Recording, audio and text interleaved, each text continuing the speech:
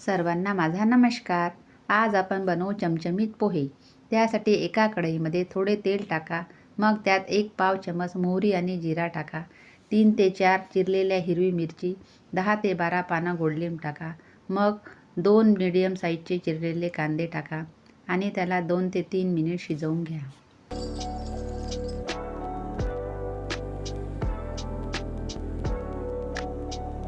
मग त्यात एक छोटा उकडलेला आलू आणि मूठभर शेंगदाणे टाका आणि त्याला चांगले परतून घ्या.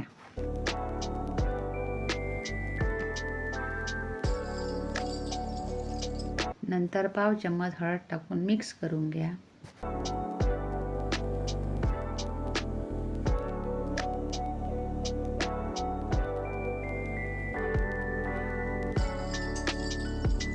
मग 1 पाव धुतलेले जाड पोहे टाका आणि मिक्स करून घ्या.